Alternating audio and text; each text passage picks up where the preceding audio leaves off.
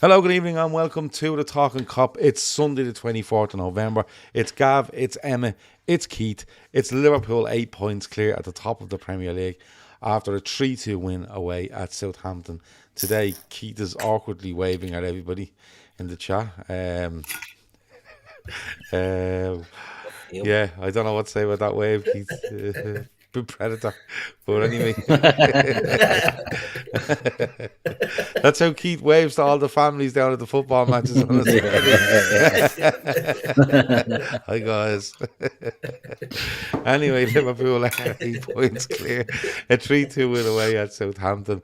It wasn't the best performance, but they got the job done in the end. Keith, I'm going to come to you first. And I want to talk about the reaction to Liverpool's run much later in the show, but we always go with overall reaction after the game. It's job done. It wasn't job very well done, but it was job done. And it's the sort of win where people look going, fuck off, isn't it? It's the sort of win that champions do. You know what I mean? It's the sort of win that we said it in the chat earlier. You know, when we won the league, it was like Aston Villa when you're not playing great and you're down, and opposition fans and players are looking and expecting you to drop points, and then you just pull it out of the bag. Now, when I say you pull it out of the bag, Liverpool didn't play well today.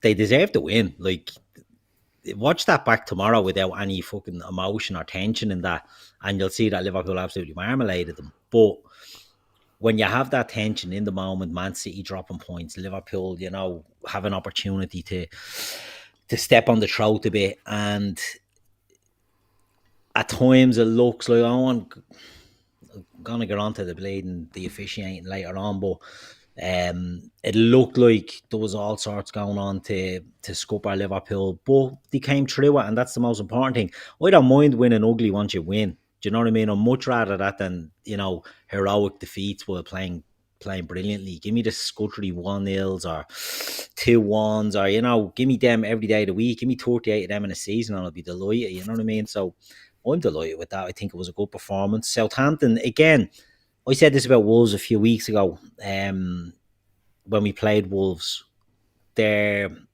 better than their position suggests. Now, Southampton aren't better than their position suggests, but they do have a couple of players that can do damage to you. And we saw that today. Our man Tyler Dibley was a threat for them. But ultimately, the class showed. And when you look at it back, Liverpool had all the ball. Southampton, they scored a goal from a penalty that we'll discuss in a while. They got a breakaway goal, which was a nice goal, don't get me wrong, the second goal. But it was lax by Liverpool, I'd say. It was, you know, more so we should have done better, I'd say, on that. But look, we came out with the win, and another day where Mo Salah's grabbing a brace, and the clamour to get the contract done is reaching fever pitch at the moment. So look, good weekend, great weekend for the Reds, and good weekend for football in general, with the other shower losing, which, look, Man City are a team that are in a bit of trouble at the moment. You know, losing a player like Rodri has really seemingly affected them. Arsenal got a good win against Forest, but all we can do is keep putting that pressure on and keep, you know, getting the wins. And it doesn't matter, as we say, it doesn't matter how you get them once you get them. A win's a win. We take it every day of the week. Yeah, a couple of people have noticed that and Ashley in particular says, Gavin, a quick switch from balloons to trees. Yeah, there was balloons in the background last week. It's now Christmas trees. And I picked the worst weekend ever to do it because my wife was away for a couple of days. So I was there with the two kids going, yeah, let's put up the Christmas tree. And I was like, fucking hell. Fishing for brownie points. But no. Just my daughter just goes, listen, you said we're doing it. We're doing it. You know, she just doesn't take any shit. This was the weekend, wasn't it? We put ours up as well. Yeah. And will it be rearranged when she comes home? No. Oh, okay. No, my wife's home thinks the place is amazing. You know, brilliant. Now I'm the getter downer.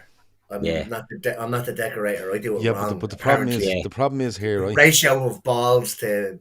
Yeah, and I know we're getting away from the football. Story of life. I'm really sorry, right? But if you're watching this or you're listening afterwards and there's young kids around, don't get them away from the thing now, because this is the hardest bit of it all, right? You're taking the stuff out of the attic, yeah, and you've certain items in the attic that will be used at Christmas or presented at Christmas. So that's the best way I can put it, to younger kids.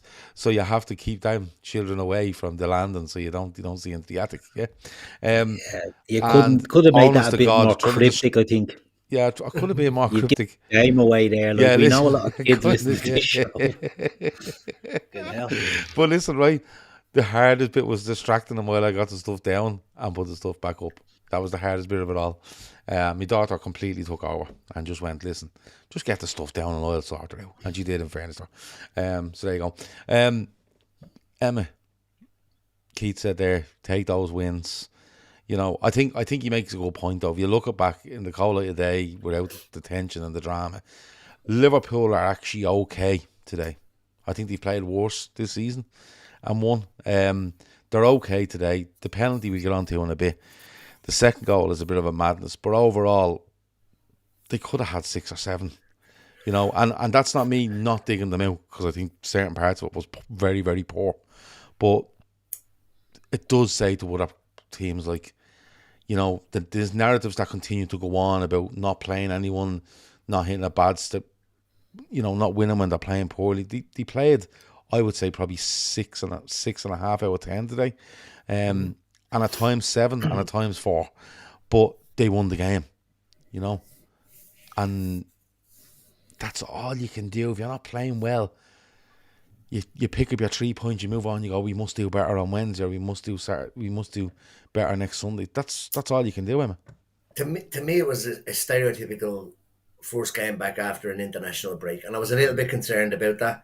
But with the extra day, we normally play at 12:30 on a Saturday. Yeah, usually or on the Saturday. The fact that we had it on Sunday, I didn't think we would see it, but we did. There was a I don't want to say there was a kind of an air of just having to show up, but some of the things that we did were almost unforgivable. I think your man Dibbling, is Dibley or Dibbling, isn't it? I think he's very good. He's somebody to keep an eye on. He just loves to drive forward with the ball. I love seeing that. But I think a majority of their chances probably came from our mistakes, and you can rectify mistakes. Not like we're getting run over. I know we'll probably get onto the goals, but like the second goal was like, I don't know, it was like watching under nines in the park. Like, why was everybody just attracted to the ball and away from the attackers? It's I wouldn't say it's worrying. It's just a stereotypical game after an international break. I thought we played well in parts. You're right, we probably could have scored a few more goals. But we just did enough. Let's not forget, right? So everybody's like, oh, Liverpool are shaky. Arsenal struggled to put them away at the Emirates. City struggled to put them away, I think, at the Etihad. They only beat them 1-0. So not disagreeing with Keith, but these teams, these are their cup finals, these big games. And they'll probably go out next week and lose to fucking Ipswich or something. Like, it's just, they up their game a bit. The crowd is up for it. One thing that I will say, and I'm not going to harp on about it, is 1 minute 15 seconds in, it was feed the Scousers. And I have to say, there must be somebody in the crowd that said something to them, because I didn't hear it again for the whole game. So hopefully opposition fans are holding each other to task over that shy.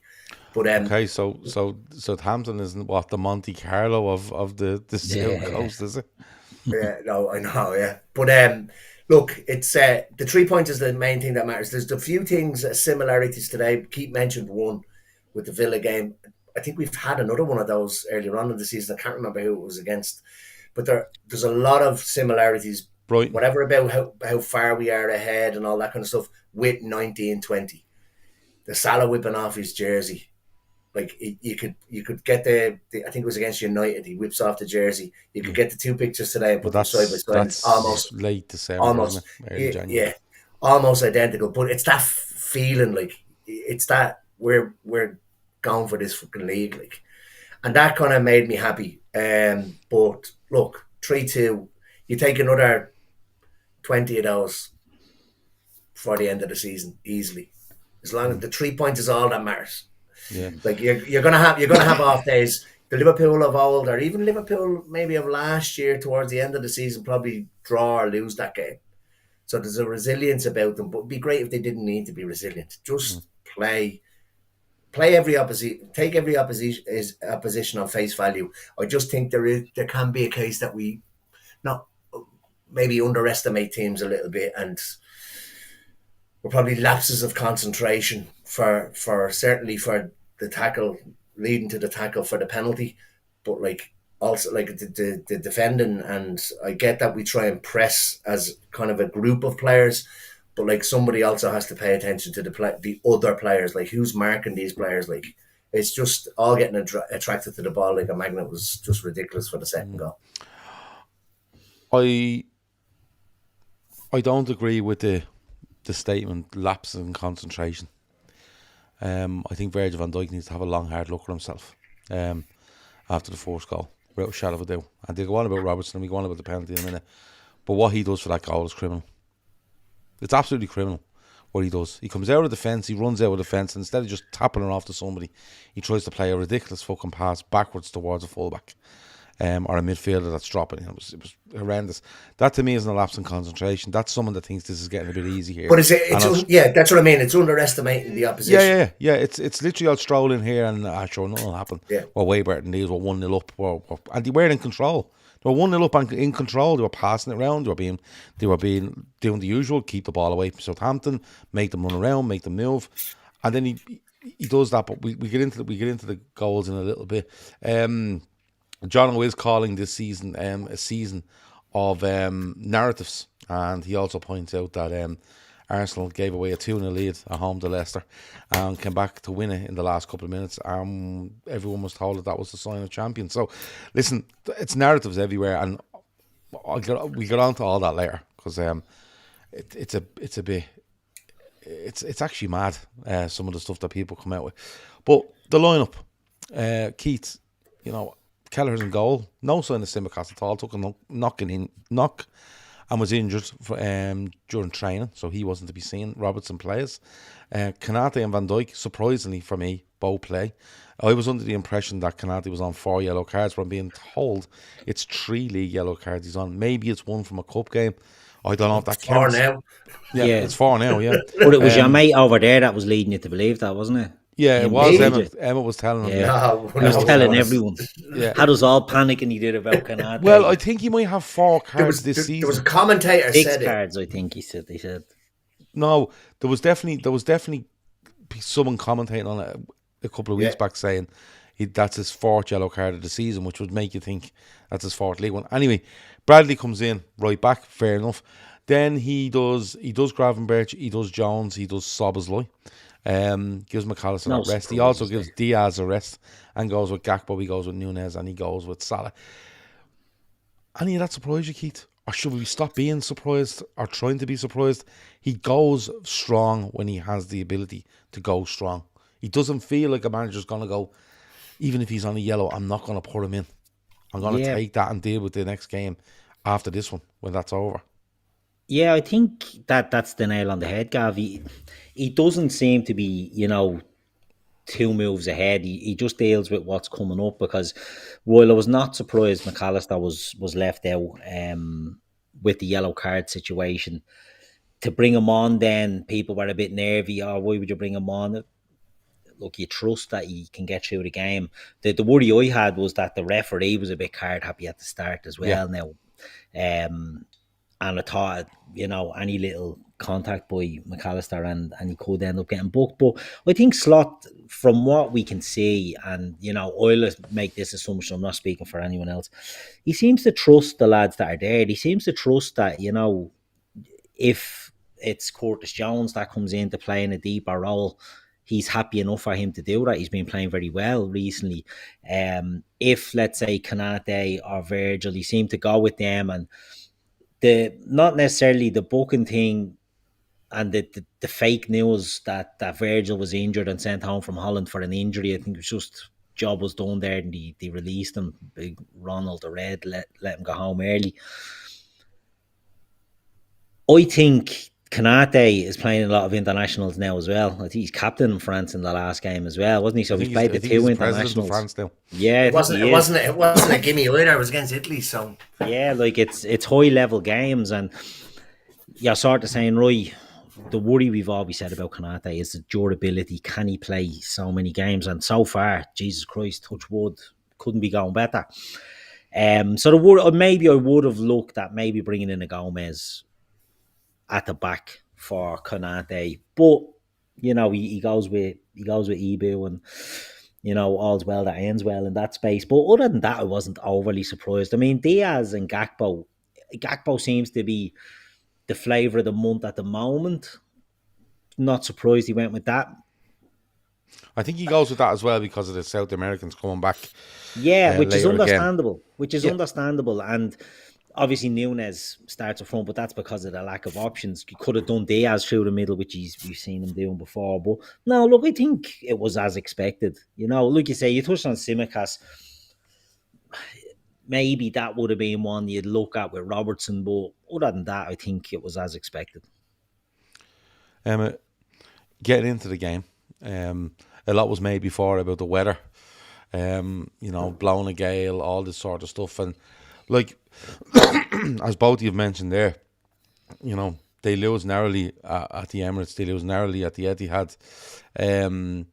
They have, I think they've one win this season. I think that might be Everton actually at home, a late winner. But they're in a lot of the games they play.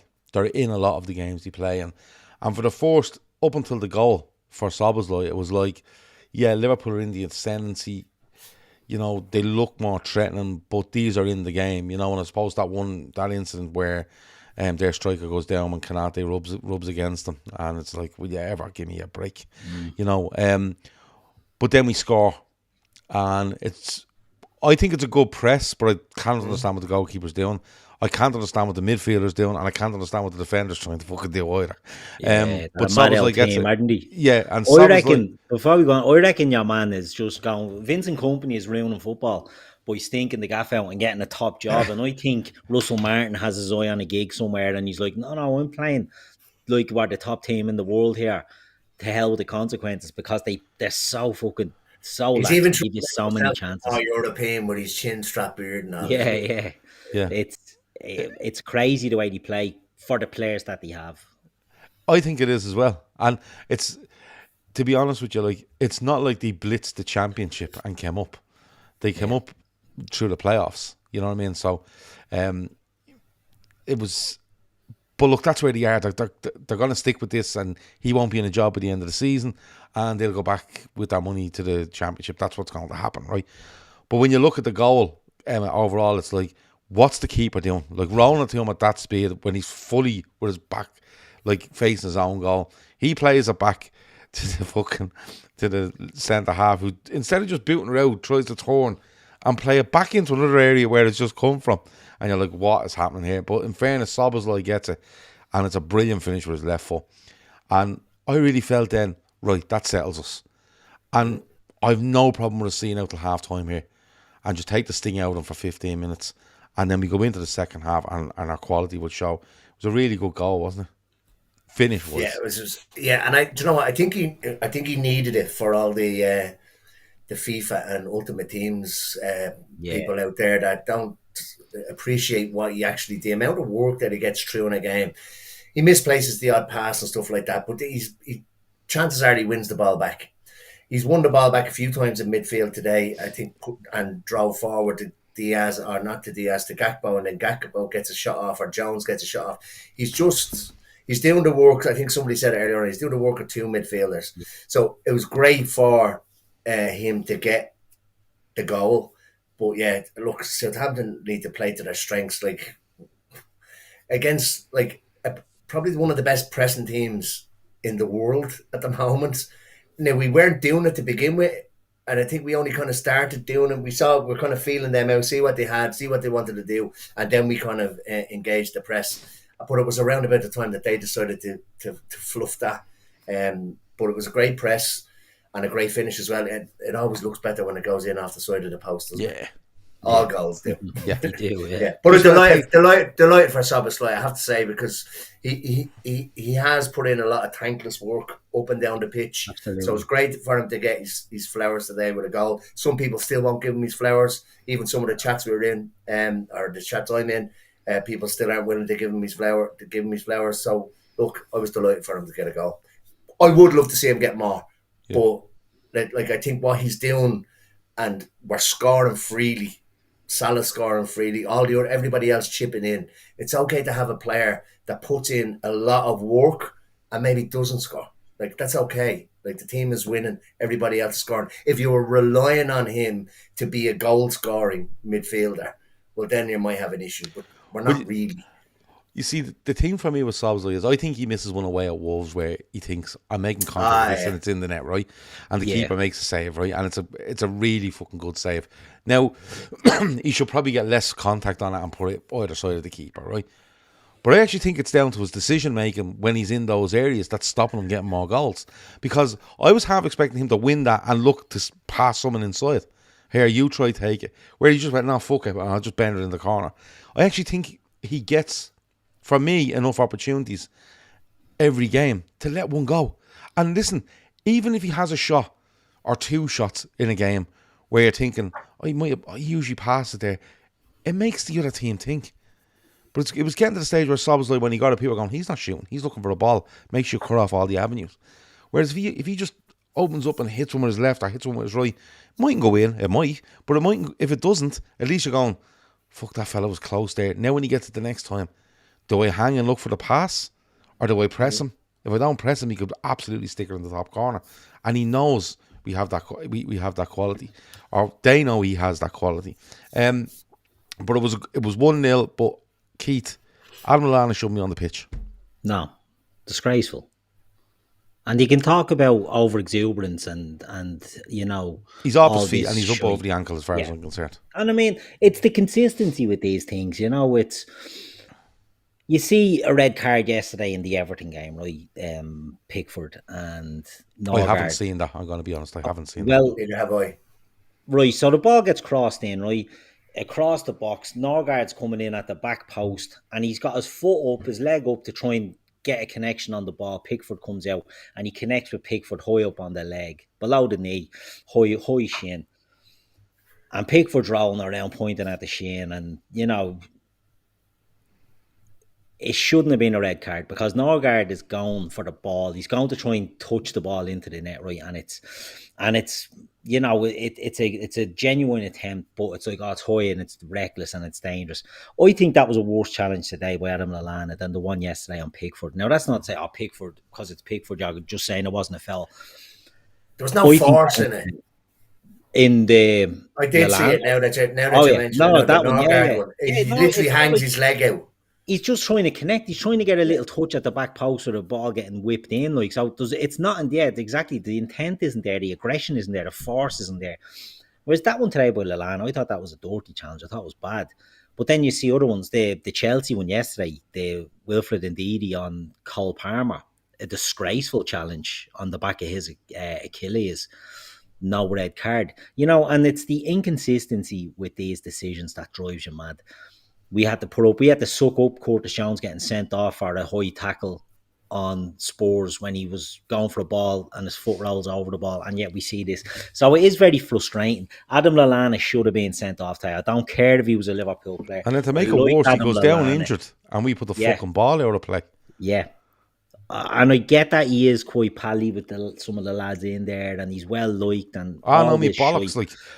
Listen, I've loads of respect for Adam Lallana, right? Player for Liverpool, won everything I think with Liverpool, right?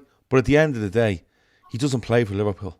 Exactly. If he plows into a challenge like that, I want every player around, and I want all his mates around going, he has to go, and actually going to him and saying, you should be off. That's a fucking disgrace. Exactly. But then we put it out for him. Yeah, I wouldn't have done that. We start asking him, is he all right?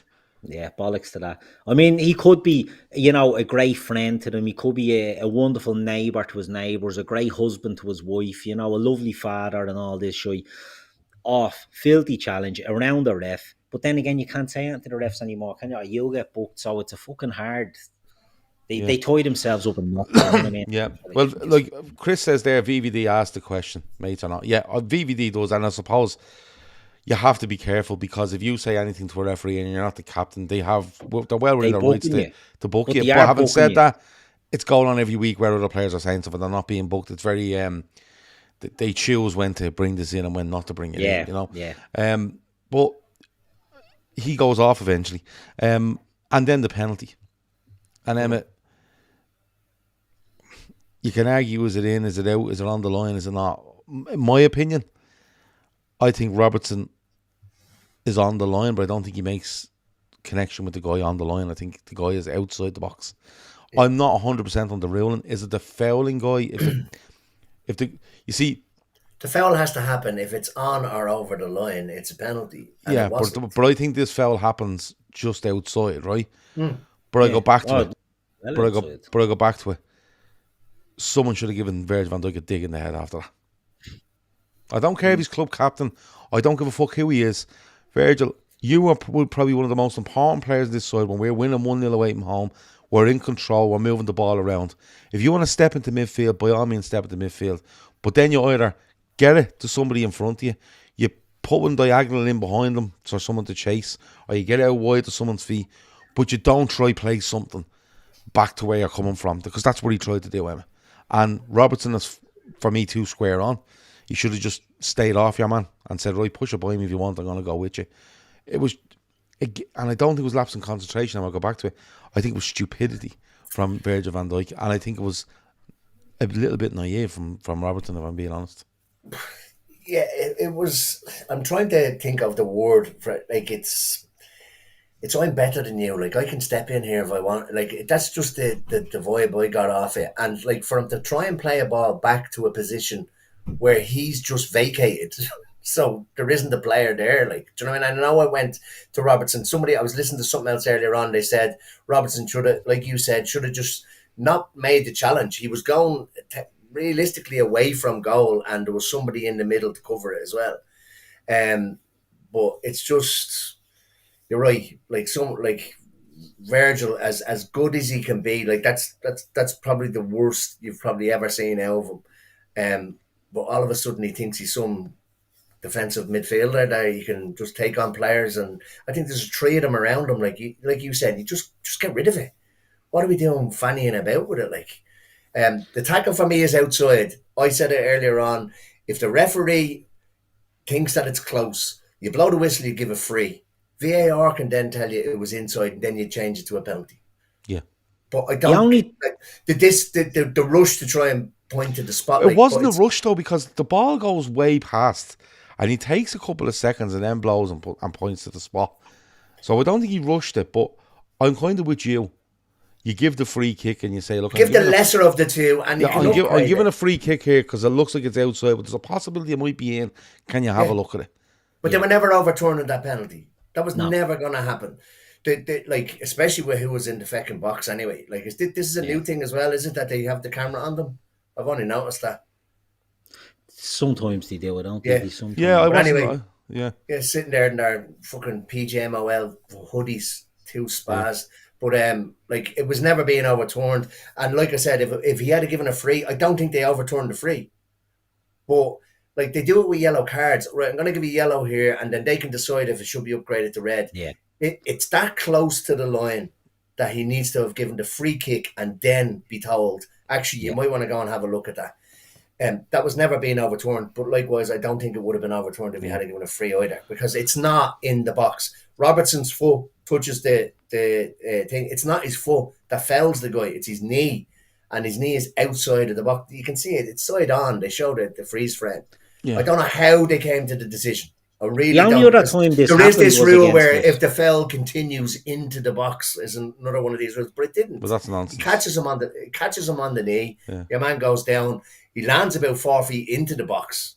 That's I don't know what they're looking at. Do you remember Fabinho against Sheffield United? Yeah, 100%. Ollie McBurney, and it's 2 yards outside the box, but because it's bleeding laces on the line, that's a penalty. And maybe there is others, and the chat will probably know more. There's probably been other penalties that were given for this sort of carry on where there's a toe on the line or whatever, but they're the only 2 that spring to mind. Now, I don't watch a lot outside of Liverpool, but I just don't. I agree with everything Emma has said there. You give the lesser of 2 evils and you upgrade it, because they're not going to downgrade it, and that's the thing. Like, and they're making problems for themselves. Oshin in the chat there, who I think is he a referee himself? I don't know, but he said that he looks to the linesman, and the linesman is fuck the linesman. Them fuckers don't put their flags up for 10 minutes after an offside is happening now. You have to go with the technology. Go with the technology. Free kick. Is that inside? No, it's not inside the box. It's a free kick. You give the penalty, then it's this shite of, well, yeah, there's no definitive proof that it's not inside. There is definitive fucking still evidence that it's not inside the box. So how the fuck is this not given as a penalty? I'm going to put my tinfoil hat on. Can I put my tinfoil hat on now? Yeah, whenever you want. But I'm just going to warn you. I'm just going to warn you. Steve in the chat is in awful form. He says, we just all stopped crying about the penalty. It was a marginal decision. It didn't go our way. The ref gave it. That's not having it. No, because that's what VAR is for. I'm not sure it was a marginal decision.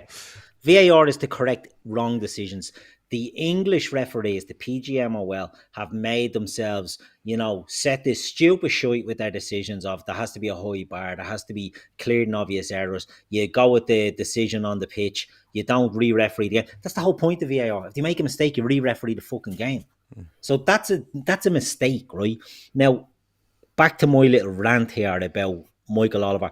The David Coote thing happened, and loads of people have given their opinions on that. Do I think David Coote is corrupt? No, I just think he's a fucking idiot who doesn't like Liverpool. I don't think there's corruption in the sense there. I think the only referee that there is a smell of corruption of is Michael Oliver. And it's nothing really, well, it's indirectly to do with Liverpool. The decisions he gives with Man City sort of tinted glasses on is worse than any other official. And the fact that he gets little jaunts over at the referee in Dubai or wherever the fuck they're based is it's a clear and obvious error, but it's a clear fucking conflict of interest in what's going on there. You can say, but there's nothing in that. Like, Lallana should be sent off. The penalty is not a penalty, and yet the VAR is not intervening as he should. Now, whether he's pro-Man City, that's all speculation. That's what conspiracy theories are. But he doesn't help himself by giving these stupid decisions. Look at McAllister and Docu last year. He's the ref. Doesn't want to be overruled. The Man City-Chelsea semi-final when fucking Jack Grealish handles a free kick from Parma, play away. Every decision is so dubious that he gives. Do you know what I think there's huge question marks on him. Do you know what I can't get? And I don't understand why they don't do it. Why didn't he just draw a line across the edge of the box? Don't have the technology. But why didn't you just go, listen, can you just frame it there, bring the lines up, will you draw it along the edge of the line as best we have it? Yeah. Is it inside? No, it's actually not. And can you draw a line onto the impact point? There it is. It doesn't always have to be used for offside. And that's not me being flippant or being a prick about it. If you have something where it's not contact, you know it's a foul. The contact is a foul, right? What you're judging on here is distance. You're judging on where it happened. And offside's the exact same thing. Where are these people at that time? Not does he make contact? Is it a foul? Just draw a line. Draw a line along the edge of the 18-yard line and then zoom it in and go, now can you draw a line parallel to that? Does the point of contact between Andy Robertson and the Vicar of Dibley, or whatever his name is, does that hit that line? No, it doesn't. I'm sorry, it's actually a free kick and possibly a yellow card or whatever the fuck they want to talk about. Honestly, and that's not me being a wanker. It's just, if you're using the lines for them, why aren't you using for something else? Do you know what I'm saying? Use the technology that's available to you to come to the correct decision, and that's ultimately what VAR should be. You've got technology there to assist the referee to come to the right decision, and they choose not to. We won the game, so we can rant about this. I agree, and look, I'm not disagreeing with you on the Oliver thing. I think it stinks, to be perfectly fair, right? But John put another one in there. Just to send Kovacic off against Arsenal, if you remember. That's right. After and then Webb says, he doesn't like to. He didn't want to ruin a game. And there was another one. Remember Fulham? City scored against Fulham, and Layden Akanji was standing blocking Bernd Leno, and the ball goes in. He was the ref on that as well. But I agree. I agree. When Emmet says there, you give the lesser decision, and then you can step, you step it up. It's actually an easier way to do things. But if he thoroughly believes it's a penalty, right? If he's outside the box, it's a clear and obvious error, so they can actually go and change that. I'm with you, Emmet, when you say that's never been changed. And the reason you're saying that is because who's involved and what's going on here, without sounding conspiracy theorist or whatever. But I can't understand why they just can't turn around and go, actually, just tell you what we're going to do. Can you stop at that point of impact, please? Can you draw me a line across our 18-yard line? Thank you. Now, is that line overlapping the contact that's being made between Andy Robertson and Dibley or whatever, Dibbling, right? No, it's not. It's actually not overlapping, right? Well, then it's not a penalty because it's not on the line. And we've used the technology here in order to line these things up, and we're able to make a definitive answer. And the reason I think that is because the language that comes out, they couldn't definitively tell if it wasn't on the line. So they have to give the on-field decision, which is utter fucking nonsense. Like, just and but it would be the same. But they just say these stuff. Would it be the same in isn't reverse? That great? Doesn't that sound great? If it was what a you said free, there? it can't definitively say it's inside, or would they have said? Well, if they give the free, right? They probably would have had to say, well, we can't actually tell if that's on the line or not, so we have to stay with the free. Yeah. But they have the technology there to go. Listen, we can actually tell you 100%. Give us a second. And it's right on a line as it Give us is. a second, It's like the you have a box. straight line. Unless the fucking groundsman at at Southampton is blind or has fucking, whatever, like he fucking Tourette's, I don't know. He's just shaking all over the place. He has a cold, I don't know. And the line's in bits. The line is perfectly straight. Do you get me?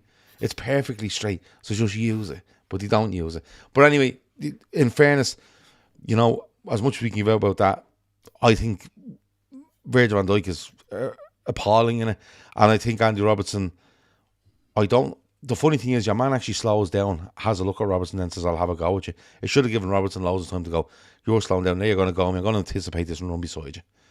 And it gives me much more of a window to actually hit you with a tackle and get the ball. So, but half time comes.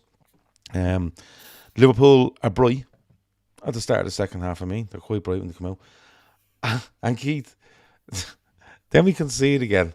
And like Emmet said earlier, it was like someone had taped the winning lotto numbers to the ball, right? And everyone went chasing after it. Instead of just looking and going, can we all just kind of stand in our positions a little bit here? If the two centre halves just stay in their positions, the fullback might be able to deal with the guy out wide. But they don't. They all just run over towards his ball. He passes it to him. And it's a good finish, in fairness to him. It's a nice finish. It's a calm finish. Before we get on to that, actually, I want to go back to their first goal, the penalty. Kelleher makes the save. And the feed I was watching it on, it was Davy Prunton was commentating, next fucking Southampton player. And he said that it was poor by Kelleher because he palmed it straight back into the danger zone, and you're like, look at the penalty, you know what I mean? He's diving, he has to get something on it. It can only go back there. You can't criticise a keeper for that. Do you know what I mean? If it was nothing about the penalty itself, no. No. I thought that was a penalty, but the kicking of the penalty. Did he think the kicking of the penalty was great? No. He thought that was great, but he didn't didn't think Kelleher done cover himself in much glory saving a penalty, which is a bit weird, but however. But on to the goal, Southampton, they break away.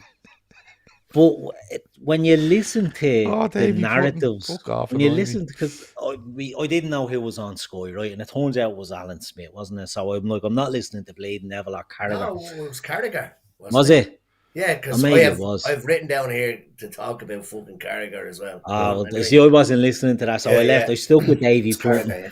I stuck with Davy Prunton, but even on the second goal, they were going on like as if it was. And look, I'm not trying to dig out Dibley. He's 18 years old. He's a really, really good player. But they were making out like it was Messi playing. Do you know what I mean? He gets a ball on the wing. He puts a nice ball in. They make their goal. Liverpool are slow coming back. Again, we've said this before. I love Szoboszlai. I agree with what was said. I think he's doing the work of bleeding too many. He's a Trojan worker. But at times, he should just take players out when there's a break on, right? And he doesn't. And the Liverpool players aren't sort of quick to get back and things like that. It was a goal. They didn't deserve it. Do you know what I mean? It's not like they were putting us under pressure. I agree. We started well in the second half and then they just played and they get this goal out of relatively nothing. But even then, I was confident Liverpool were coming back. And you see the reaction to some people to going behind. And you're like, it's fucking 40 minutes or something left in this. Do you know what I mean? Like, have a bit of bleeding, sit down, have a cup of tea or something, and just take a bleeding break, because it's I think the team have earned the right to have a little bit, even if they're having an off day. There's still winners in that team. So I wasn't overly worried when the goal went in, the second goal by Southampton. I didn't think they were going to go and suddenly put 4 or 5 past us. Do you know what I mean? I thought Liverpool were going to get back into this. And again, we keep saying it, watch the game back without the emotion and without the tension, and you'll see that Liverpool were never not winning that game. And we go 2-1 down, and then Mo Salah decides, right, enough is enough. With the help of McCarthy. Yeah. I don't know where the fucking keeper's going. It's like, it was like when your keeper. Remember when your keeper used to run out in the first few feet? It's like right. It's like he was standing there, and the ball went over the top, and his ma called him for his dinner, right?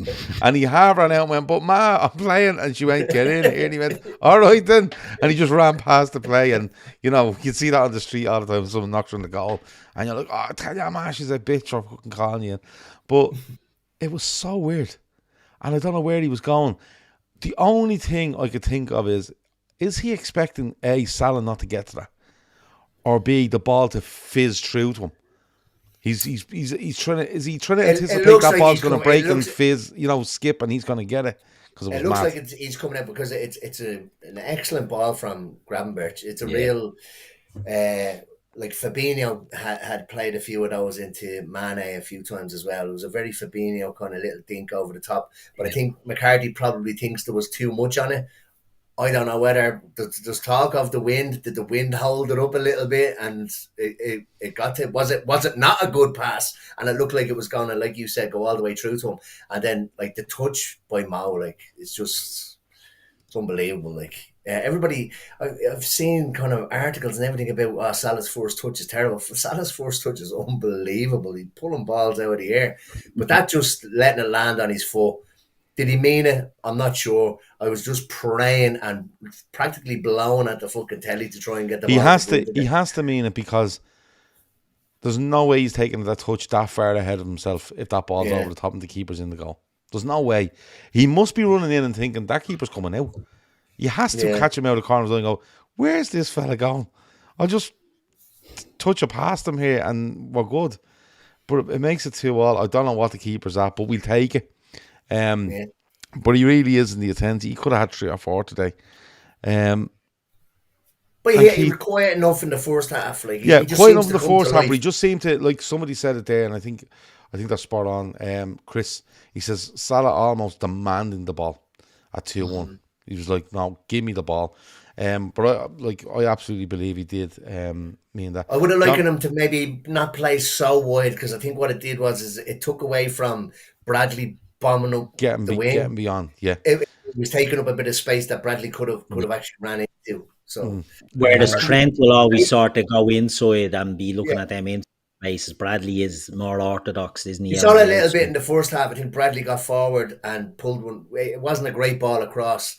McCarthy saves it, but like he overlapped them there. We weren't doing much of that in the second half. I know this is all looking back at it now. We've won the game and all, but I just would have liked to see Bradley getting to the byline a little bit more. Yeah, and John does remind us that Troy Deeney does believe that Mo Salah is not world class. So always remember that. This is the world we live in. But look, oxygen thieves. We go 2-2, and to be honest with you, Keith, I thought when we went 2-2 we're winning this. No one else is winning this game. Liverpool are winning it. We are back in the ascendancy. I think Southampton that killed them. That goal, I think they probably needed to hang on probably another 10, 15 and then really, but they don't. And then we get a penalty. And I think your man off Southampton's it's a penalty. I just think he's a bit unfortunate with the way it hops up and hits him. No, I just think the way his body's moving, it's 100% a penalty. But when I was kind of looking at going, I can see what you're trying to do there, but it just hasn't come out because that big flail arm. It's the little flick of it, because he flicks his wrist a little bit. Yeah. I don't think he does it. I think it might be just a reflex. I know he knows it's going there. He knows he's getting, and then he flicks the wrist after it, because I think he's thinking, bollocks. But I was a bit nervous then as well when I thought they're going to look at this and go, it came off his chest first. Not the way they say if it comes off. It went up. But then I saw his hand flipping and I thought, that's Keith, remind me, Are you one of these that is really, really nervous when Mo Salah stands over the penalty? Yeah, I fucking hate him taking penalties, to be honest. I think he's improved. I'll give him that. Yeah, I don't like him on penalties. I don't like the straight run up. I don't like left footers. Look, I'm the biggest Lionel Messi fan you'll find. I don't like him on fucking penalties either, even though he's scored some absolute belters. There's just something about Salah's technique of just straight run and smashing it that I just don't like. But that was a great penalty today. Do you know what I mean? Like, because he gets enough loft in it that even if Alex McCarthy gets a Zimmer frame over to it, he's not going to have the power to keep that out. So yeah, that was a good penalty, but I'm sort of nervous of Mo Salah taking penalty, and it's ridiculous. The one time he tried to place one was last season. Remember, who was that against Bournemouth, was it? Down there, and he tries to bleed and place one and rolls it wide, and you're like, just fucking... No, he rolls one wide at home to Arsenal a couple of years ago, and then he tries to put one top corner. Bournemouth, and he doesn't hit the bar against Leicester as well. Yeah. He's missed quite a few, but he scored loads. I think he's refined his technique a little bit more. I love the ones where he just picks either top corner and either whips it into the top right as he looks at, or places it hard into the top left. I like them ones. The one when he just snowbogs it straight down the middle. He's not for me. Them as much as he used to. No. He was just running up and absolutely smashing them. He's gone more. It's a bit more inside of the foot now, isn't it? Than laces. Yeah. But I'm on that boat as well. I don't particularly like him on them. I don't particularly like a left footer taking a penalty. Yeah. But like with Salah, it's just it's nervous. I much prefer McAllister to be on them, or even Szoboszlai to be on them. Yeah. Well, look, he's scoring, and he does score, and he makes it 3-2. But Emma, in the context of the game, it's a big goal. But he's pulling off the jersey and throwing it in the air, and it feels a bit more than, isn't that great, a 3-2 win at Southampton? He feels, did you kind of get the vibe on him that this is a big win in the context of everything that's going on, and also pushes them into next Sunday with, we're absolutely flying here and yous are all over the place. Don't get me wrong, City will definitely turn up and play well at Anfield, but it felt like a bit of one of those, right, Salah's put the marker down here. Yeah, 100%. Like I said at the very start, there's a lot of similarities being drawn between 1920 and this season. Keith mentioned the Villa game, and just that Salah thing for me is just like he knows we're going for this, and it just got me a little. With Shawnee not being here, I'll say it got me a little bit horny. Someone has to bring the Shawnee. But it's just, I immediately went on my phone and I said, that's exactly like he did against United that time. We're winning this fucking league. But that's it. Look, he absolutely loves the club. I think we all nearly simultaneously put in, just pay him his money. Carragher even read it out actually on Sky, because there is a flag saying he shoots his bow, now give Mo his dough. There's a new kind of banner. But like, just get it done. Like he wants to be here. James Knight said he's 7 goals away from Henry's record. Yeah, he'll get that before the end of the season. Smashed there. He'll get that before the end of the next month. Yeah. I think Matt put a stat in earlier on in one of the chats saying that in the same time period as Harry Kane, so measuring them at the same time, 6 years, they've both, like, since Salah arrived to when Kane left, and he's got 2 more goals than Harry Kane in that time. I think it's 137 to 135 or something like that. Like, it's absolutely ridiculous figures. And we said, look, he probably wasn't in the game. Somebody said he was the man of the ball. Like, you do see people say, look, whip him off. He's not beyond being whipped off and stuff like that. But there you go. And I've said it myself sometimes. But then he goes and does that 2 goals. Like, without them, does anybody score though? Like, obviously with a penalty, someone has a chance of scoring it. But even that finish with McCarthy coming rushing out, I'm not sure somebody else can score that goal. I'm not sure somebody else puts that away. So look, he's not beyond being subbed off, but that's what he does, isn't it? And Glenn Boylan says, pay him his money. Glenn Boylan says that was his 100th away goal for Liverpool Football Club. Someone else said there, James Knight said Salah is 7 away from Henry. Kane's a centre forward as opposed to where Salah's playing. Yeah, correct. Chris Hockley says he stays 100%. He's got the most ever goals scored with a left foot in Premier League history. Yeah, he's got 8 seasons of double-digit goals now, says Ashley. And he's sniffing that golden boot, says Pasio. I think it's the evolving play of Salah that's more impressive. The goals, yeah. They're more penos, and, you know, the numbers aren't as high as they were a few years ago. Naturally, you get older and all that. But what he's doing from a wide position, again, look, he doesn't get the credit he deserves. He doesn't get the respect he deserves. That weirdo at Man City will break all the goal scoring records if he stays there for a long time. But he does fuck all. Like, you know what I mean? He's just a big bleeding robot up front who bangs in goals. What Salah is doing from the right wing is absolute out of this world, and yet you still have Troy Deeney saying he's not world class, and you still have people trying to tell you that Eden Hazard is better than him. As a footballer, Eden Hazard is better than him, but as a footballer, fucking the other fella is better than him. Who was at QPR? What was his name? You know, your man that done all the flicks. Adel Taarabt. Yeah. He was better than him. There's loads of players that were better than him as footballers. But what this fella has done, his legacy, look at the players he's overtaken on this list. You know what I mean? This is a winger who's been here. He's not like he's here 12, 13 years and it's a longevity thing. He is smashing goals in left, right and centre. I think he still doesn't get the credit he deserves. I think he signs a new contract. I think him and Van Dijk will sign new contracts. I think he ends up second on the list all time.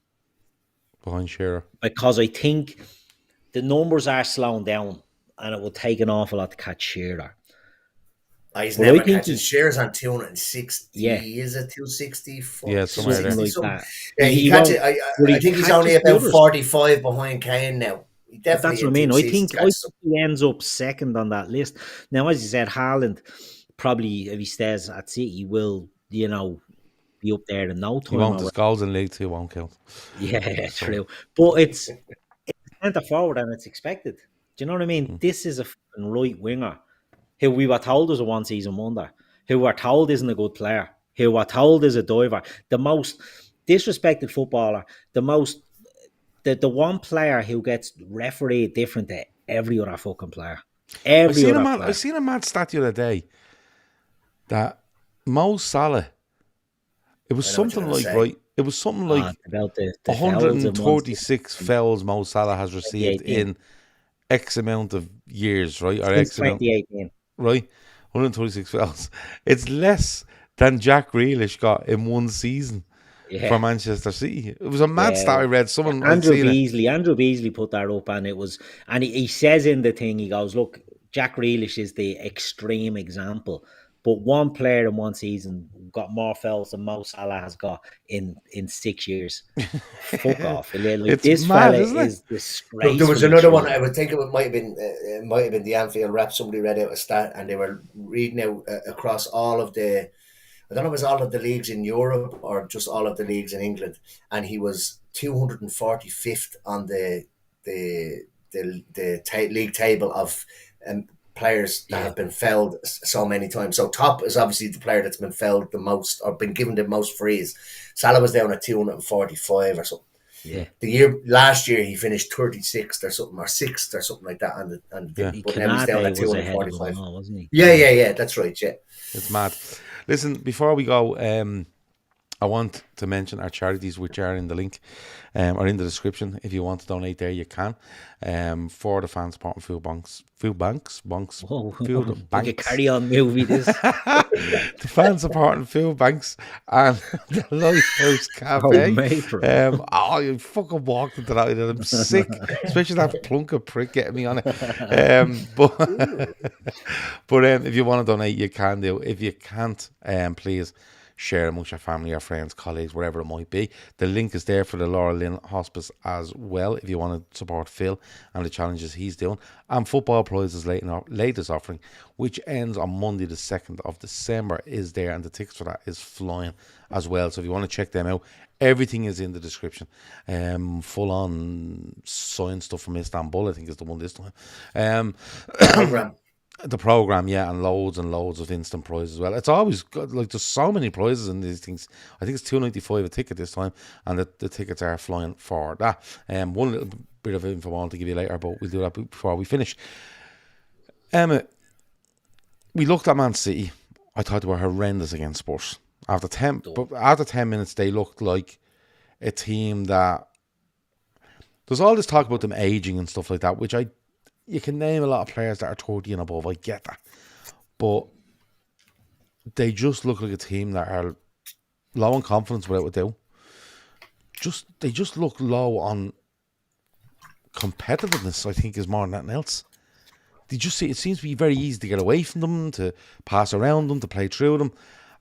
And a little bit giving up. Just a little bit. Now, we know they can go and put 10 on the bounce and everyone's going, what was all the fuss about?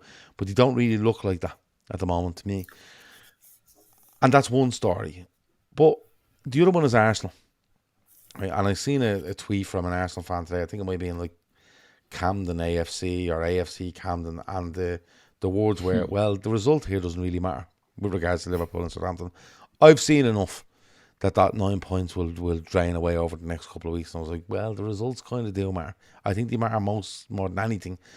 But when Arsenal are beating Leicester late or beating Southampton late, does that person not see enough there to think, I might get the 9 points back here, because it's all very well winning, but I'm not too sure. But Emma, from me, I can understand why Arsenal fans are doing this, because I still think the pressure in this league is on Arsenal to win it. Well, I mean, if you look back over the last couple of years, yeah, they're the ones that have pushed City the closest. With City falling off, you would have expected them to be the ones that pick up the reins and try and gallop ahead, and they haven't. And they're blaming injuries, and they're blaming red cards and stuff like that. Like, for a team that's such a good team to go back to City, in 1920 it was because of Laporte, and this year it's because of Rodri. Surely they're not, or are they, a one-man team? City have enough good players there. I know Rodri is Ballon d'Or winner and all that kind of stuff, but one player, they should be able to cope without one player. And I just think I think what's happened now is they've lost 5 in a row, and teams are thinking, may as well have a go at these here. Like, do you know what I mean? The air of invincibility about City now will start wearing off. People will think that if we go and have a go, we could get a result here. Whereas with us, it's probably I would say it's the opposite. It's like, Liverpool, whereas it's City. City will never be a scalp. United, Liverpool, Arsenal, the lower teams going out to try and beat those, that's a scalp. I don't even think Man City is a scalp. The only scalp is they're last year's champions. But like, beating, to me, for a smaller team or a lower down team to beat a Liverpool, City, or Liverpool, United, or Arsenal probably mean a hell of a lot more to them than City. And a lot of teams used to give up against City before they even went down. Just like, yeah, whatever. Like, but now I think that air of invincibility is gone from City. I think they started well yesterday for the first 10 minutes. Spurs were all over the place. But we've seen this in other games this season as well. City have come out of the blocks fast, and then all of a sudden other teams take over. Yeah. I don't know what it is. They do have an aging team. Like, they've got 10 players over the age of 29. I think, was there a stat saying something like 9 of those started yesterday? Like, we've seen it at Liverpool. Players' legs can just fall off. Like, Fabinho went from being unbelievable one season to not being able to run the next. Like, it can happen. I don't know what's going on at City, but long may it continue. I think they will. Can they go and spend in January? I'm not sure.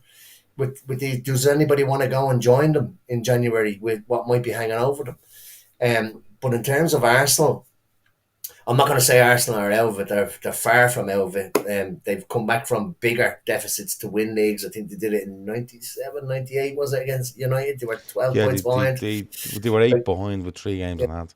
We were 11 to 14, I think, behind in a January, February one time. We came back to within a point of City, brought it to the last day. So it's far from over, but like they've played far worse than we have this season.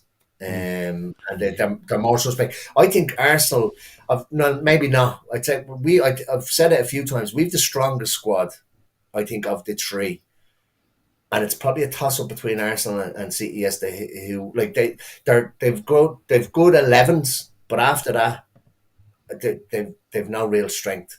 Everybody says that we could pick up an injury. We could pick up an injury, but I don't think we drop off like City have dropped off.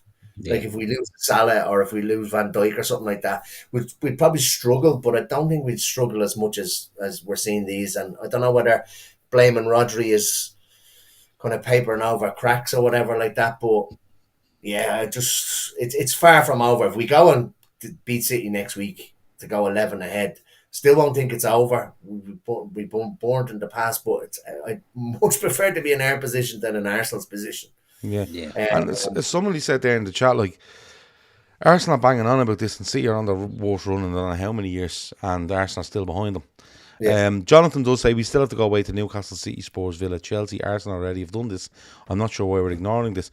I'm not ignoring anything, but like Liverpool have had tough games as well. Liverpool have gone to Manchester United, which is a tough game to go and play, regardless of who you are. And people can say, no, it's not. It is. It is, and it's an Liverpool United will never be an easy game for either team. But everybody's saying this.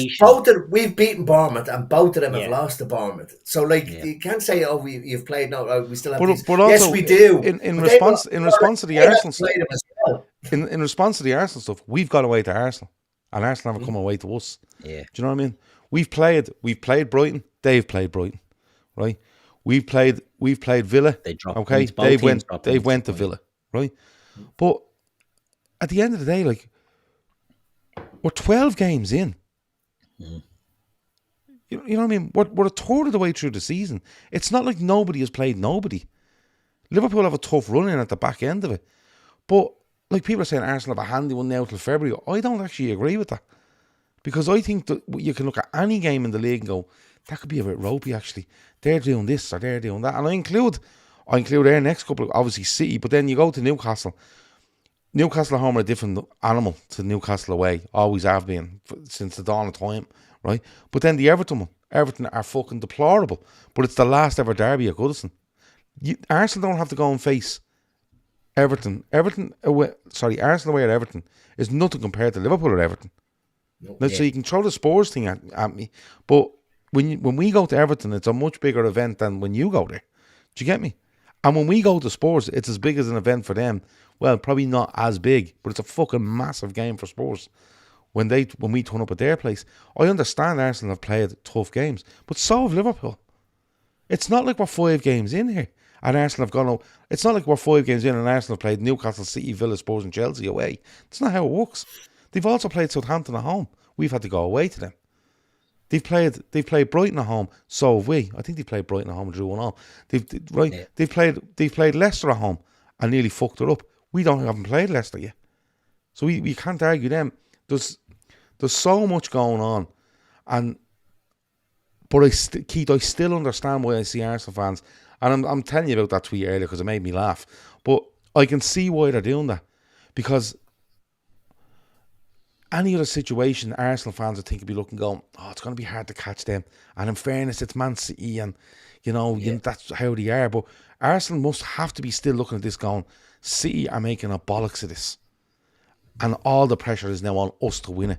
After the last 2 seasons, 5 years of Arteta, an FA Cup to show for it, the money we've spent, they've literally topped out their fucking credit line at this stage, and we have to go and win it. Like, if I'm sitting here, Keith, I'm actually saying to myself, Liverpool just need to keep going and having a nice time about this, because I think what might undo Arsenal is actually Arsenal and the pressure they have on themselves. And the pressure, Keith, is justified, because even sitting 9 points behind Liverpool, Arsenal should be expected to win this division. Yeah. I mean, Arsenal, not just their absolute whackball fans online, but the media and not just Arsenal media, like the Gary Nevilles of this world, who's an Arsenal fan now, all of a sudden will tell you that Arsenal are a great team and they're this and that. Arsenal haven't won fuck all. Like, Mikel Arteta's done nothing. He's won one FA Cup and that's it. And they go on like that. This behemoth. They're a good team. Don't get me wrong. They are a good team, but I look at how many wins do you think Liverpool need? You love it now. How many more wins, Gav? How many wins do you think 20. Liverpool need? 20 wins puts Liverpool over 90 points, right?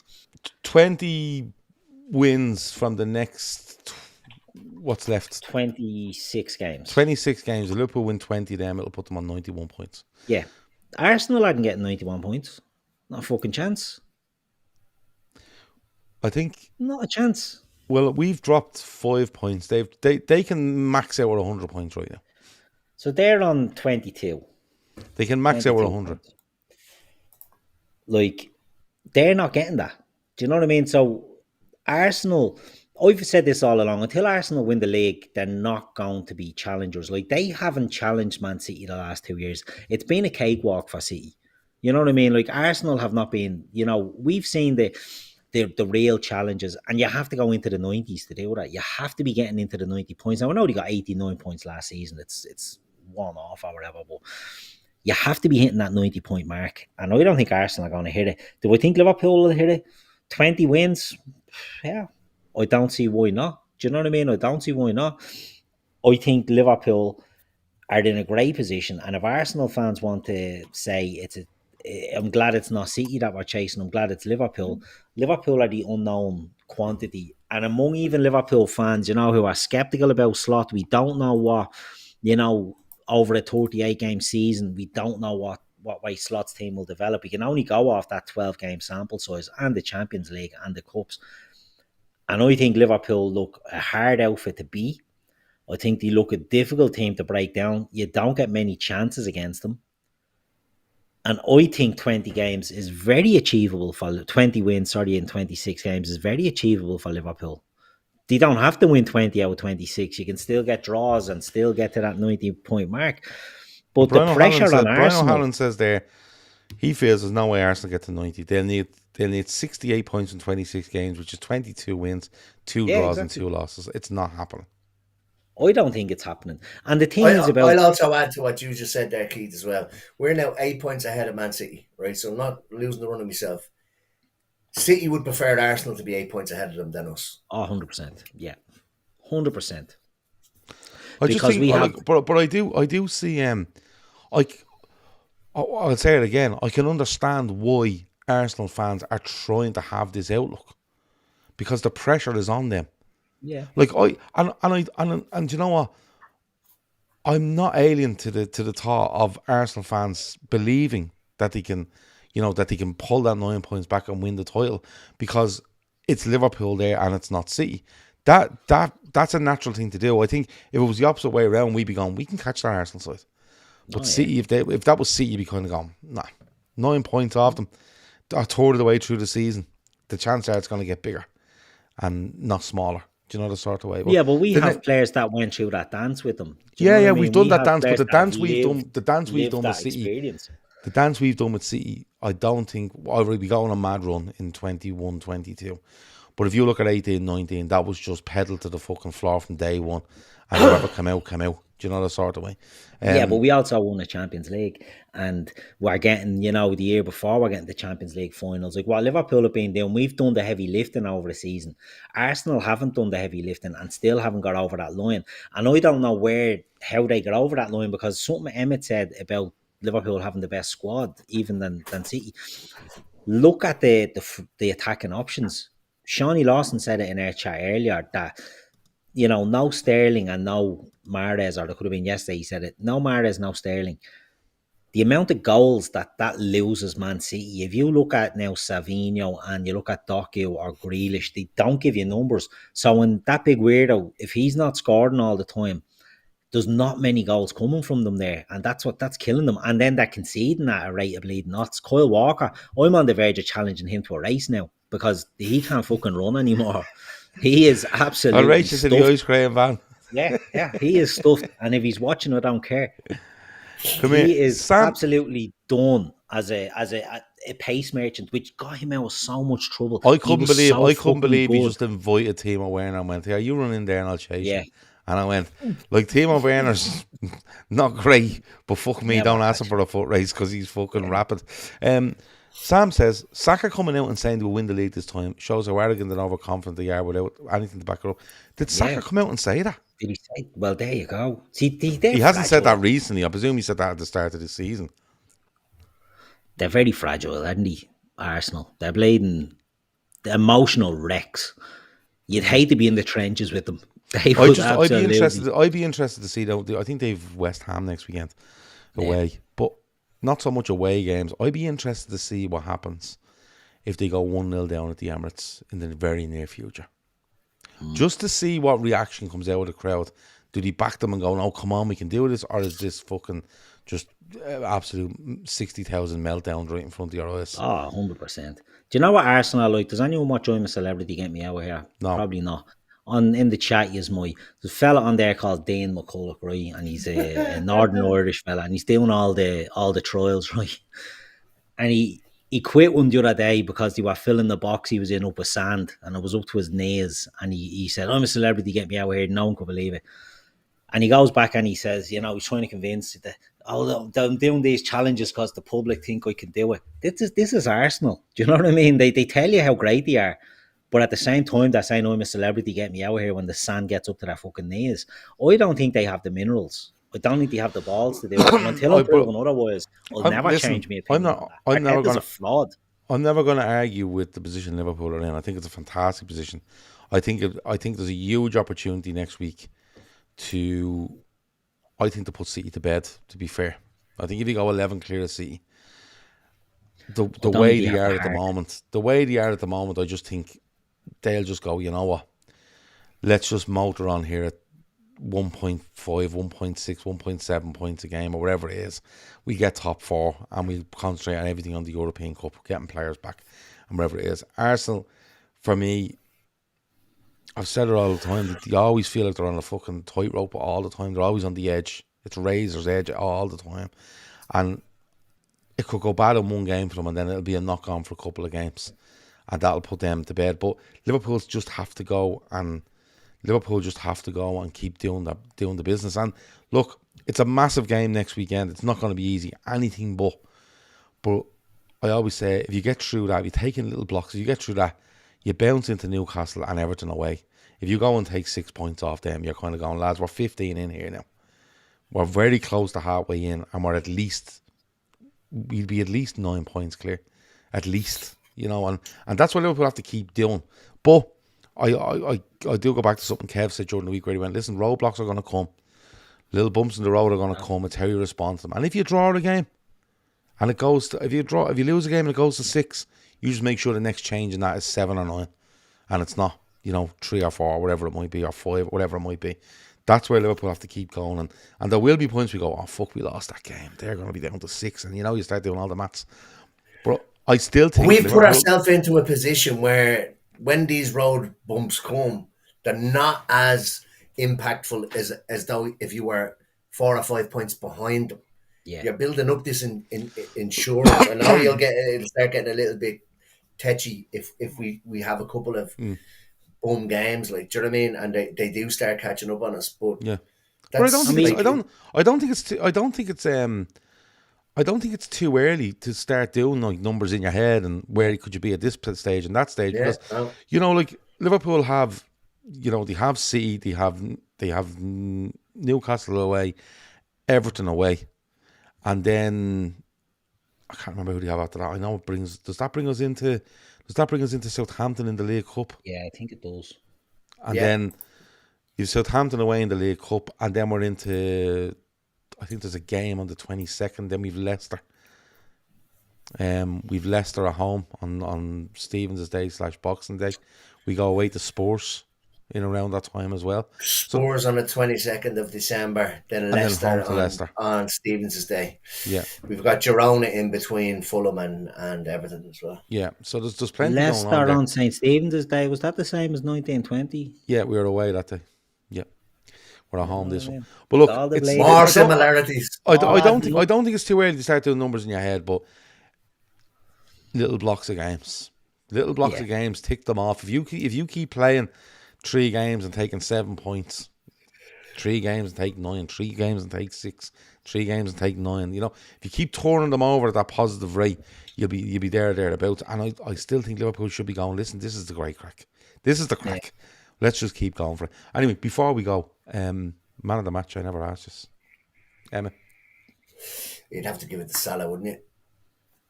No. Yeah, you could if you wanted to. 2 goals. Yeah. I don't think there was any other real standouts for me. I thought Gravenberch, had a good game midfield. I thought Gravenberch was excellent. Yeah, so did I. Thought he was brilliant. He's so good, Gravenberch, now that you expect it from him. Do you know what I mean? That's what I'm thinking. Is it because we've got so used to it now? Because he was like standing out like head and shoulders above everybody else. Limping Monkey says, you never talked about Cara. Oh yeah. Did you write it down? What did you write down? Did you write down a big loads of sentences? So now 35 minutes in, he was talking a load of shit about Szoboszlai. But what Cara has been. So I don't know if everybody knows this, right? So every international break, the same video of the same free kick goes around from Szoboszlai, and somebody says, for about 5 years ago. Like, yeah, but Carragher has fell for that hook, line and sinker. He's saying, geez, when he goes away on international duty, he seems to always be scoring free kicks. It's the same fucking free kick. Yeah, that's right. I think it might be against Germany or some team from years ago. He scored a penalty against Germany. Yeah, he scored a penalty, yeah. In the last minute to draw the game as well. To be honest, I thought Sabo was good. Yeah. No, but I just can't get on board with Neville and Carragher being on United and Liverpool games. Yeah. It's just stick somebody else in. There's plenty of co-coms on there. Do you know what? And this is going to sound awful. Like some of the female ones, I don't mind. Some of them actually talk an awful lot of sense. But I prefer female over Carragher or Neville. I listen to nothing on Sky, male or female or anything in between. I listen to none of them because I listened to Jamie. I actually came across a clip earlier of Jamie Redknapp. I think he was at Portman Road today for Ipswich and United, and he's talking about Liverpool. And then you listen to Roy Keane, and Roy Keane has to throw in the little bit of luck with injuries and stuff like that. And you're kind of going, why are we listening to these fucking idiots for? Do you know what I mean? Did you see the video of him apparently offering? But that's because he used to be the manager of Ipswich, and that didn't end very well. That's down to so. Anyway, man of the match for me was the big striker off Southampton that was 6'7". Yeah, and went off injured with 0 contact. As Shawnee said, he was flagging to come off before he even hit the ground, and then they were carrying him off, and then they needed a stretcher, and then they were carrying him off again. He burned. I did see. How quickly, but he burned bright while he was there. I did see. I seen a clip from the Anfield Rap here. I think Shawnee might have showed me, and Ben Johnson, the Anfield Rap, said, like, there was just a big gust of wind and the bottom half of your man's body just stopped walking. so he went off. But I will give it to Gravenberch. I thought Gravenberch out of everyone. When it wasn't great, I thought he was okay. And I thought when we were better, I thought he was heavily involved. But you can give it to Salah if you want. Give it to Salah. We won't fall out over it. Yeah, so that's about it from us. If you are watching or you are listening, we are working on something new where we're looking towards Liverpool podcasts, Liverpool bloggers, Liverpool writers, wherever they might be, Liverpool centric kind. Like I don't want to hear from I don't give a fuck about Arsenal fans or City or anybody else or what they think of Liverpool. I want to talk about Liverpool with people that cover Liverpool. So if it's a podcast or it's a blogger or a writer, and if you're watching and you want to do it, drop us a message on the new Blue Sky thing. We're taking messages there or on Twitter. If you're listening or you think of anyone that you'd like to, I think they cover Liverpool. I think they'd be good. Send that person a message. Say, listen, that's coming up. Would you like to do it? Get in touch. That's what we're going to do. I'm not going to go start sending out invites and shit like that. If you want to come on, let us know and we'll organise something. But it'll literally be an hour of me talking to you about Liverpool. So that's what it'll be. I don't give a fuck about any other club, right? I don't want to know what Arsenal fans think of Liverpool. I don't care. It doesn't mean anything to me. Shawnee does mention something here, though, and Shawnee's not on tonight because he's not well. But Ed Sheeran interrupting Rube, a man hammering him's post-match interview. What? I didn't see it, but what? Does he just come on and go, listen, I'll take over from here? But they're talking to Amorim. They're talking to Ruben Amorim, the four of them. And next thing, the camera, Amorim's looking down the thing, the cameraman's, and Ed Sheeran's cozied up to Jamie Redknapp, and it's like, what is going on here? Like, it's typical peak Sky, isn't it? Like, getting but Ed Sheeran. Did I read somewhere that... Stay off fucking screen, you, will you? Did I read somewhere that he's walking around with like Ipswich trading tops on him with ES on it, like his initials and all on it, like he's in the squad? Isn't he? Or he's isn't he a big shareholder there? Yeah, like, but he's not in the squad. Do you know what I mean? Like that'd be like you walking up to Anfield next week with the trading top with KP on it. Yeah, and a whistle in my mouth. Unbelievable, absolutely unbelievable. One quick question before we go, because I did keep this from very, very early on. Glenn Parsons says, Gav, will you stop with the fucking football talk? More important question. A star or an angel on the top of the Christmas tree? I have nothing on mine. No? It was on now, but that was highlighted today. Why is there nothing? So there'll be something up there. It will be an angel, I think. Do you think so? What do you think, Emmet? It was an angel in my mum and dad's house when I was younger. It's a star in my current house. But again, I get very little info. I just get the shit down from the fucking attic. Yeah. I don't know what's the I don't know, but Shawnee Lawson said he's putting Ed Sheeran in his fantasy football team. Oh, stop. What do you have there, Gav? We Star. Can't see. Star. A traditional star man, or is the shake it up like every year you might go? What, shake it up in what way? It's a fucking like star. You go an angel, you feel this year. No, it's always been a star on the top of the tree. Is it? It's yeah. Always, no room for manoeuvring with you. Across a star that stay on it. They're always too fucking heavy, and they're always over. Jono says Ed Sheeran be walking out with the players holding the captain's hands soon. Oh, the Ed Sheeran stuff's making me laugh an awful lot. I always, just a quick story on the star, right? When we moved into this house, obviously we moved out of our parents' houses, and my wife would kill me for telling you this. But anyway, she used to go back down to her mother's house at Christmas time, put up the Christmas tree for them. Because apparently she's really good at putting up Christmas trees and decorating and stuff like that. You know? Yeah, that old chestnut. You're better than me. Okay, I'll come down and help you're the best back down to the shop. I used to bring a bag of cans down and just sit in the sitting room with the father-in-law having a few cans while the Christmas tree put up. So they put up the Christmas tree in the mother-in-law's, and they're just about done, and he had a star to on top of the tree. My wife takes the star, puts it on top of the tree. When she put it on, she was like, "Oh, that's not sitting straight. It's like the branch is too thin, to hold it." Yeah. And next thing, he fucking goes into the kitchen. He comes out with this big, massive scissors. Right now, it was a scissors, but it was like a fucking shears, right? And he stands up on this chair and he grabs a hold of the tree, right? And by the way he grabs it, the shit falling off the tree everywhere. He's hanging over, right? And he's trying to cut it with a big scissors. Right, it's an artificial tree, like. But he's trying to cut this thing with the scissors, and the mother-in-law comes through the door, and she's shouting out, "Get away from the tree!" And he's like, the star won't stay on it, and he's fucking banging away. Oh my God, there was more there. By the time it was finished, right, half the top of the tree was gone. He ended up cutting it in error, right? So half fell off the tree. There was baubles everywhere, right? There was tinsel on the ground. The mother-in-law was fucking having a breakdown. Father-in-law was just standing there going, "Well, I just thought it needed to be cut." Oh, fucking never again. So every time I put the star on top of the tree, I always think of the time he tried to massacre a tree with a scissors. So that's always it. But it's why would it be an angel? Where does the angels come into it? That would be a Christmas thing. And it's always weird because is it not the star of Bethlehem? The bottom of the tree has to go up the angel's hole to sit on the top of it. Yeah. Unless she's grabbing the tree in a headlock. Come here. Do you do the elf, fella? Fucking hell. It's the worst thing that's ever been made up for Christmas. Yeah.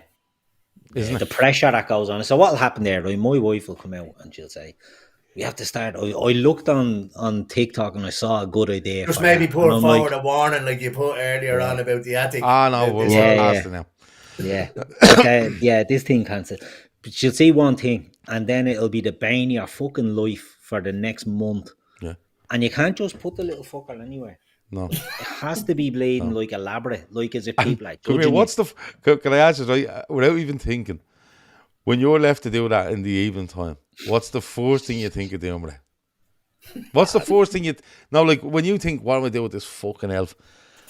The first thing you go for to grab and put with the elf, what is it? I don't know, like, what are you thinking? It's 100% toilet roll. Oh yeah, the toilet roll. You just get a toilet roll and you fuck it down the hall and you throw him on the ground and go to bed. And the next morning the kids are like, oh, look at the elf toilet. Oh, he must have been You messing put him in the hall. toilet roll and have his feet sticking out of it. Like, So just buy yourself 24 rolls of toilet roll and just fuck them around the gap for 24 nights. We do be bleeding, boiling eggs and all this. And, you and don't, putting out Kinder eggs and you ever see people and they go, and I bought flour and I put put it on the counter and I made angels, snow angels and all. You're like, would you ever fuck off? The best one I ever did, there was a game called Sky. I think it's called Skylanders on the PlayStation, and there's like a little plinth that you put the Skylanders on when you're using them in the game. And I got all the Skylanders and laid them all out on the floor, and I got the elf, put them onto that plinth, and got the wire, the flex, and tied them to it. Right. That was the best one I ever did. So it was like the Skylanders had kidnapped the elf and tied him to the fucking... Like the amount of times, I'm not listening, the amount of times I've walked up the stairs, right, just fucked the roll of toilet roll down the stairs and fucked the elf halfway down and just went to bed. Yeah. I mean, what you say to me, how many times do you think they're going to fall for that? I don't know. You know what I mean? It was 1:45 in the morning. I was tired. Why do we have the craft suitcases for them out of shit now when it's He's like something out of a repair shop. Fucking hell, yeah. Make stop. wings and bleeding. It's the worst part of Christmas, isn't it? It's bleeding. It's ruining Christmas for everyone. Unbelievable. You never walk along and someone says, Gav, your cat is just about to destroy that tree. That's a dog. So you want to get a voucher for Specsavers for Christmas. So there you go. Right. Oh, God, we're an hour and a half into this messing. Right, you better go. That has been the Talkin Kop for Sunday night. That's been Emmet, that's been Gav, that's been Keith. Thanks for being to everyone in the chat. Like, subscribe, comment, become a member, all that sort of messing. And we will talk to you all very soon. Before we go, I want to do one thing. I have to give a little shout out to my son Zach right now. I can't let him listen to this now because of what's preceded it, right? But I'm gonna have to start a clip. I thought he was going to say I have to give a shout out to another family I met. No. Games. So his team won in the All Ireland Cup in the football the weekend, and there's loads of little Liverpool fans on the team. So I want to shout out to Zach, to Mikey, to Mason, to Ollie, to Dan, to JD and to Jaden, all playing, all Liverpool fans. Hopefully none of them are listening to this ever, but if they do, just skip to, what minute are we on here, Gav? 1 minute 28. 1 hour 28. 1 hour 28 minutes, sorry. And listen for you as a shout out then, lads. Ignore everything before that. Don't listen to that, but 1 hour 28 is all. What team are you on? Get Gav to clip this bit and send it on to their group. Sword Celtic. Sword Celtic, they won in the I don't know what round it is in the SFAI, but they done well, and I just had a little shout out because I'm trying to let them know that I'm a celebrity, but I don't want to sort of just come out and tell them. You know what I mean? I don't want to be going out and rattling cages, trying to force myself. I'm like Ed Sheeran. Shout out to Sword Celtic and Shawnee says, and all the boys that don't believe in Celtic anymore. Absolutely, absolutely. But well, if you don't believe, there'll be nothing there. You know the rules. You know the rules. Yeah. Right. I'll talk to you in a bit. Over and out.